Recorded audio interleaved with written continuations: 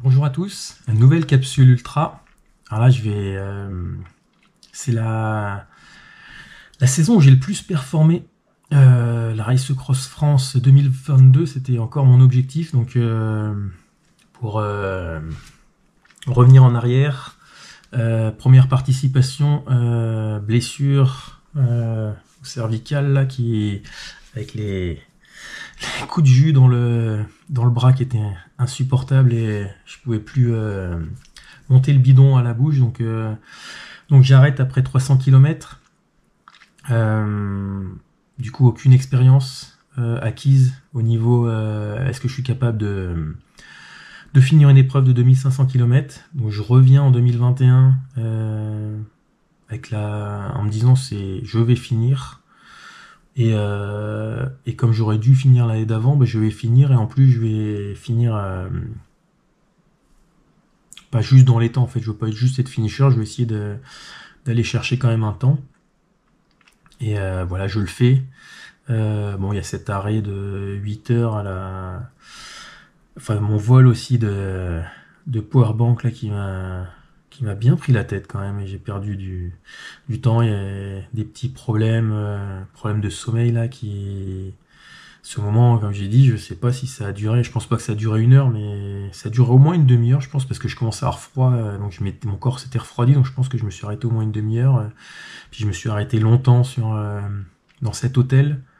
Et encore une fois, on pourra en reparler après dans la gestion du sommeil, mais c'est en le disant que je me fais la réflexion, mais c'est vrai que je suis reparti et j'étais capable de rouler beaucoup plus vite parce que je m'étais arrêté là. Après, encore une fois, je fais l'erreur d'arriver. Enfin, je pense que c'est une erreur parce que, du coup, pour dire que c'est une erreur, il faudrait que je sois sûr que d'avoir fait dans l'autre sens, j'aurais réussi à dormir plus, mais je fais l'erreur de prendre ma douche, je vais sur les réseaux, je donne des nouvelles et je m'arrête 8 heures et en fait, je mets 2h30, 3 heures à éteindre et je mets 1 heure de plus à m'endormir. Donc s'arrêter 8 heures dans un hôtel et mettre 4 heures à s'endormir, c'est un peu bête. Je pense que j'étais tellement fatigué que j'aurais dû arriver tout posé, dormir 5 heures, 6 heures d'affilée et me réveiller, prendre une douche qui m'aurait réveillé et là je serais reparti, même si je suis reparti vraiment bien parce que sur la fin de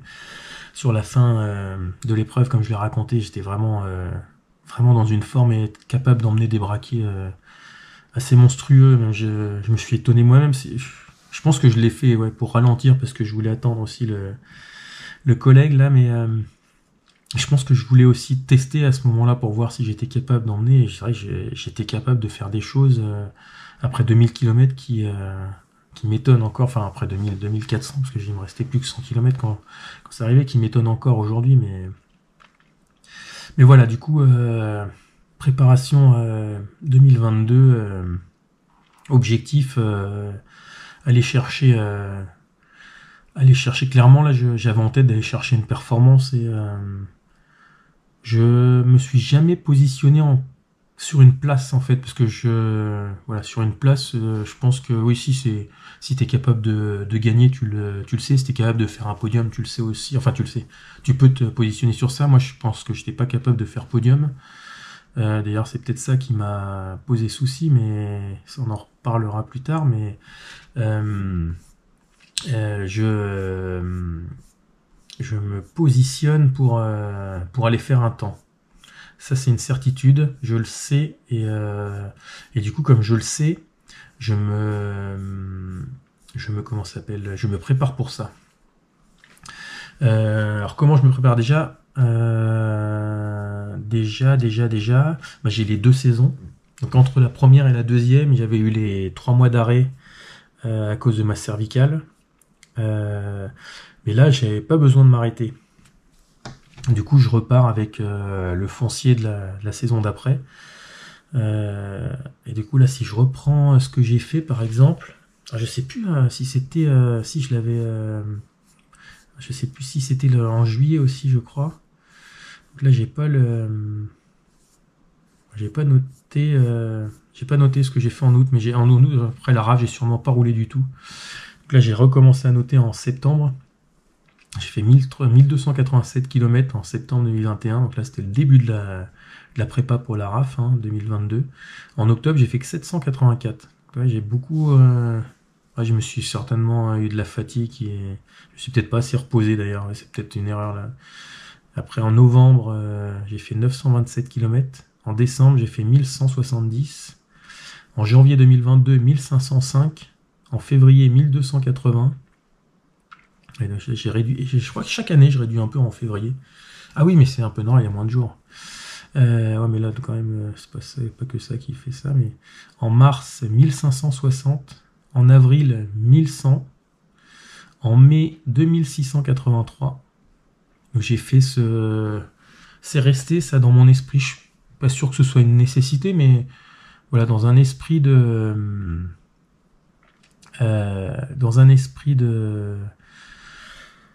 d'être prêt et d'avoir les kilométrages dans les jambes. Je me suis inscrit ça dans l'inconscient. J'ai besoin dans ma tête, peut-être aussi, je suis pas sûr que ce soit un besoin. Je fais un mois à la distance que je vais faire sur la RAF, voilà, un mois avant. Et du coup, en juin, j'ai fait 3040, mais là, il y a la RAF qui est déjà dedans. J'ai fait 389 km avant la RAF en juin et après, je me suis reposé. Donc là, j'ai pas fait l'erreur de l'année d'avant, j'ai pas fait un Gravelman une semaine avant. Donc, de septembre au début de la RAF, j'ai roulé 1270 km.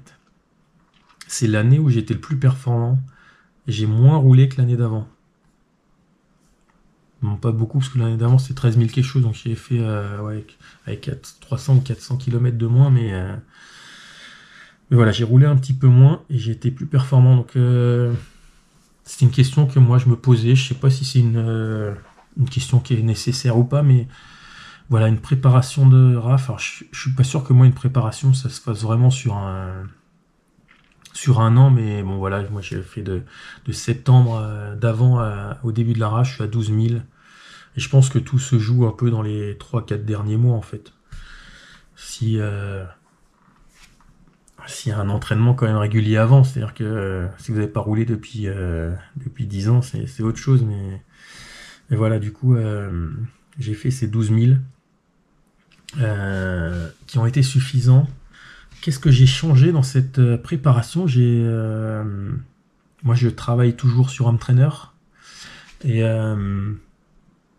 et cette année-là, je ne me suis pas entraîné sur Zwift pour les programmes d'entraînement parce que j'avais, comme je vous l'ai dit, moi, j'ai pas eu envie de dépenser de l'argent sur un plan d'entraînement et un entraîneur en fait.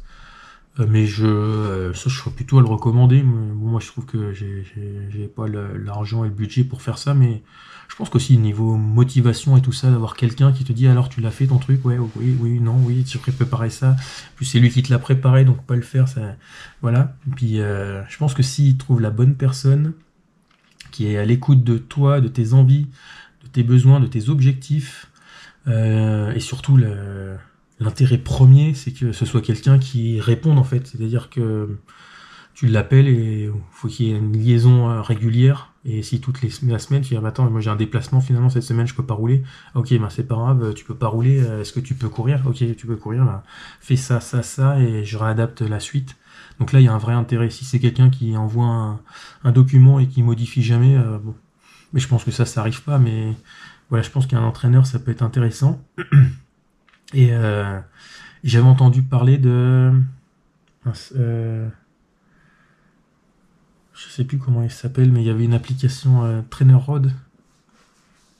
Ouais, ça va être ça qui... Du coup, c'est des plans d'entraînement, c'est quelque chose de beaucoup moins ludique que Zwift, parce que tu as juste un écran avec ta puissance, la puissance demandée, et puis le plan d'entraînement dessous, donc voilà, et ça, j'ai trouvé que alors c'est un plan adaptatif. C'est-à-dire que si à un moment, tu n'arrives pas à dérouler la séance, il te propose un changement dans tout le reste. Et quand tu le démarres, ton plan, tu lui dis, ben moi, mon objectif, c'est à telle date. Mon sous-objectif, c'est à telle date, et ça sera 30 km. Bon, après, c'est pas adapté pour je pouvais pas marquer je vais faire la RAF, elle fait 2500 km, donc j'ai dit ben, je vais faire sur 7 jours, ben, je vais mettre 7 jours je sais plus combien de kilomètres je lui ai mis par jour, parce que c'était limité aussi, et je lui ai dit, bah, mon objectif principal, c'est la RAF, et ça va être tant de trucs. Et du coup, tu lui dis, bah, tiens, c'est mon objectif principal, du coup, A, et après, il y a sous-objectif B, et par rapport à ça, il crée un programme d'entraînement, et voilà, j'ai voulu tenter ça, et ça a été plutôt efficace. Après, je me suis pas arrêté qu'à ça, parce que comme je pense que ça fait un programme d'entraînement, mais qui est pas pour l'ultra, donc ça faisait peut-être un peu léger. Vous voyez, j'ai moins roulé quand même que l'année d'avant, mais j'ai rallongé en fait avec des séances longues qui étaient pas demandées dedans. Donc voilà, en faisant un mix des deux, je me suis retrouvé en meilleure forme. Alors je peux pas dire que c'est la plateforme qui fait ça, parce que je repars aussi sur cette préparation sans coupure, alors que l'année d'avant, j'étais obligé de m'arrêter 3 mois parce que le médecin m'avait demandé de m'arrêter. Donc, est-ce que ça vient plutôt de ça que de la truc? Enfin, je sais pas, mais c'est possible aussi, ouais. Mais en tout cas, j'étais plus en forme, j'étais toujours en surpoids. Je crois que je prends le départ, moi je fais 1m74, je prends le départ à 83 kilos, je crois. J'avais comme objectif de prendre le départ à 78. Et ouais, j'avais pas réussi à perdre. C'est difficile enfin pour moi en tout cas, c'est hyper difficile de perdre quand je suis en phase de préparation, parce que quand tu t'entraînes, bah, finalement tu as besoin de calories, donc je perds pas beaucoup ou pas du tout quand je me prépare. Donc ça, j'aurais dû peut-être le faire avant. Perdre le poids et après me préparer. Enfin bon, c'est pareil, c'est une question de. Enfin, moi j'ai des problèmes avec la bouffe là, comme je l'ai dit, donc voilà, dès qu'il y a un truc qui va pas bien, je mange et ça me fait du bien au moral. Donc et comme ça m'arrive souvent, bah, je mange souvent. Donc voilà, on fait avec, chacun fait avec ses capacités et ses qualités et ses défauts. Et c'est pour ça aussi que c'est important de les connaître. Mais voilà, c'était une préparation qui s'est bien passée. J'ai pas noté, mais je crois que je fais j'ai 2 sous-objectifs. Enfin, c'est pas 2 sous-objectifs, il y en a un surtout. Je fais le Biking Man Portugal, le premier. Donc c'était assez tôt. J'ai un coup de. Mince, non, si c'était vers mai, mais j'ai un gros coup de. Je sais pas ce qui s'est passé à ce Biking Man. Je le finis. Normal, je suis fatigué. J'ai fait une course de 1000 km et puis je finis plus lentement que ce que j'avais pensé. Je crois que je fais 1 heure de plus que ce que j'avais imaginé. C'est pas beaucoup, mais voilà, je finis fatigué. Dans les derniers kilomètres, je me pose la question de m'arrêter et faire une sieste parce que ouais, c'est quand j'ai un peu besoin, mais bon, finalement j'arrive à finir. Donc j'arrive fatigué, normal, je me repose. Je récupère assez vite, je suis bien. Du coup, je reste là-bas sur place jusqu'au week-end où je repars, et il y a 2 jours où je suis bien, et puis après je retombe dans de la fatigue, et ça je sais pas d'où elle vient. Et ouais, là, ça c'est quelque chose que je me suis jamais expliqué, mais quand je rentre, je suis très très fatigué. Ouais. Je suis très fatigué au point de. Donc ça fait 4 jours que c'est fini. J'ai l'anniversaire de mon filleul, et je me dis, ouais, je vais annuler parce que je me sens même pas capable d'y aller, quoi. Finalement, je me suis forcé parce que je le vois pas assez, et que je me suis forcé à y aller, mais ouais, pour que je me dise ça, j'étais vraiment dans un état de fatigue. Du coup, après, j'ai pas repris le vélo. Et pendant. Bah, c'est pareil, ça fait une dizaine de jours, je crois. Et là, quand je suis remonté sur le vélo, là, j'ai senti que ouais, cette compétition, elle m'a fait passer un cap sur cette année de préparation. C'est-à-dire que l'entraînement, c'est bien et je progresse quand je m'entraîne, mais quand je vais faire une compétition comme ça, et c'est là l'intérêt aussi des sous-objectifs, et enfin, le faire en épreuve, c'est quand même pas mal, parce que enfin, si vous êtes un peu compétiteur et vous allez chercher un peu plus loin que ce que vous avez cherché à l'entraînement, ben ça progresse. Et moi, en m'arrêtant complètement après, il y a un truc de surcompensation qui fait que Après, je suis pas capable de dire combien de temps il faut le faire. Mais ça va être hyper personnel aussi. Mais combien de temps il faut le faire et s'il faut le faire à chaque fois et je sais pas. Mais voilà, je sais que ça m'a bien aidé. Et après, je sais plus si ça va être en mai là. En fait, je m'inscris sur une épreuve, le Tour de Meuse, une très belle organisation, j'aime beaucoup. Et du coup, j'ai bien sympathisé avec Nicolas et sa femme qui l'organisent. Et du coup, je suis à 200 km de Verdun, là où j'habite, donc je décide d'y aller en vélo. Je dors là-bas, c'est une épreuve de 450 km, je fais l'épreuve, et moi je pensais que c'était une petite épreuve, il y aurait personne qui... Je me suis même demandé s'il y a des gens qui allaient essayer de le faire vite, tu vois.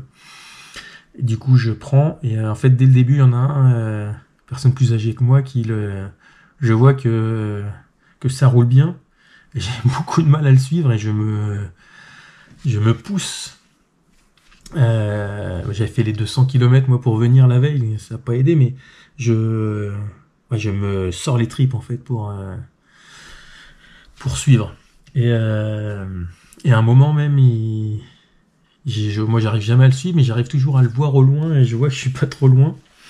Et à un moment, il s'arrête pour manger et je me dis putain, je m'arrête pas au même endroit et j'essaye de rouler vite et voilà, j'ai joué à la course, c'était assez plaisant. Puis lui aussi l'a fait. Et à un moment, je passe sur un petit caillou et je crève et du coup je m'arrête, il me repasse. Et du coup moi il me repasse, mais lui s'est arrêté manger, moi je me suis pas arrêté manger, donc là je comprends que ça va être compliqué de toute façon d'arriver avant lui.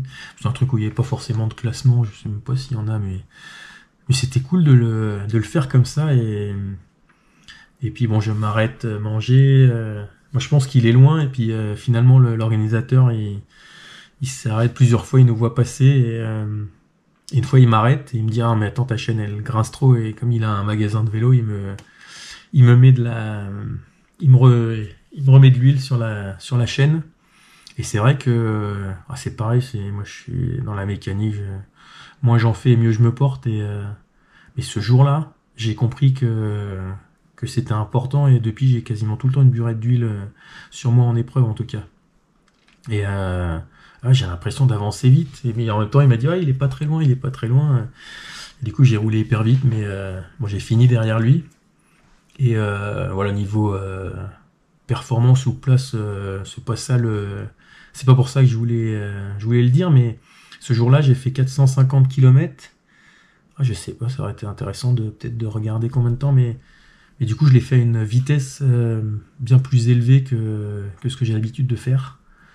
Et du coup, c'est pareil, là, j'ai senti que là, j'avais passé un gap aussi au niveau entraînement. Donc ça, comme c'était assez proche du départ finalement, enfin c'est proche, un mois avant ou un mois et demi avant, je pense que ça a beaucoup influencé mon niveau de performance sur la RAF 2022 et ça j'en parlerai dans l'épisode suivant où je ferai vraiment un épisode sur la RAF et ce qui s'est passé, et ce qui s'est bien passé et ce qui s'est moins bien passé, mais ouais je pense que ça, les sous-objectifs et les mettre en épreuve je pense qu'on se pousse plus, enfin moi en tout cas je me pousse plus que si je suis tout seul dans l'entraînement, donc ça c'est un point hyper intéressant. Donc ouais, dans cette préparation c'est ça que je retiendrai, c'est là je me suis pas fait les longs trips, j'ai roulé moins que l'année d'avant et j'ai été plus performant que l'année d'avant.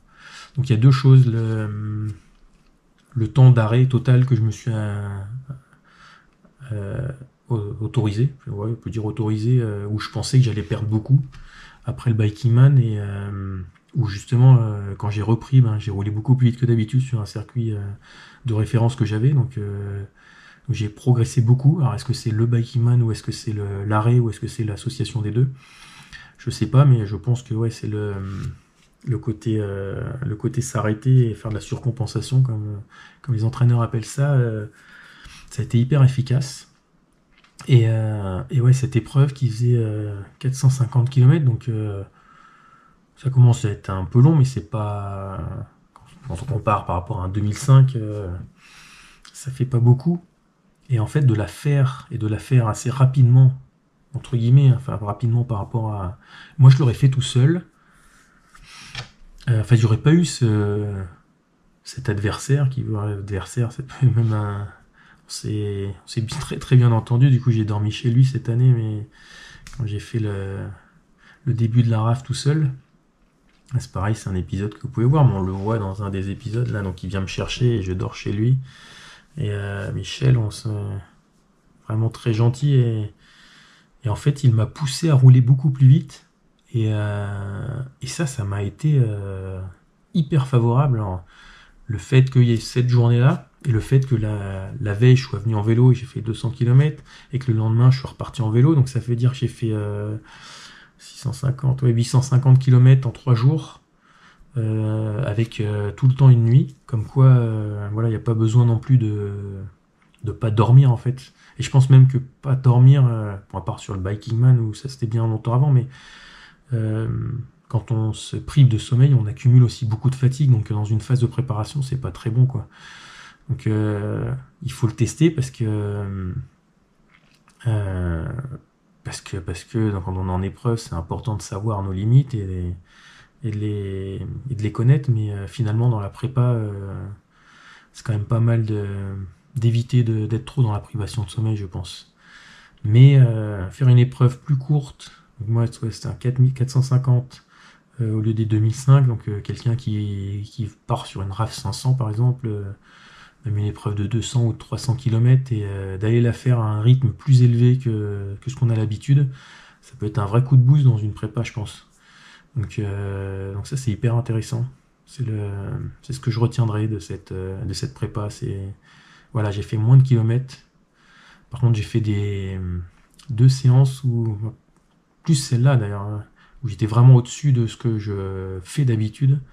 Et ça m'a vraiment boosté dans ma prépa. Donc c'est vraiment quelque chose ouais, qu'il faut retenir, je pense, parce que c'est ma prépa référence, parce que c'est là où j'étais le plus performant. Mais ouais, ça vraiment, j'ai senti que mon niveau de forme avait vraiment passé un cap à ce moment-là. Ouais. Et puis voilà, on se retrouve dans le prochain épisode. Là, je parlerai de ce qui s'est passé sur cette RAF au niveau du déroulé, et comme ça, pour avoir certains points sur le niveau stratégie. Et bon, il y a eu encore des trucs niveau sommeil, mais voilà, on se retrouve dans le prochain épisode. Je pense que ça c'est hyper intéressant, et après on pourra passer à des sujets plus spécifiques.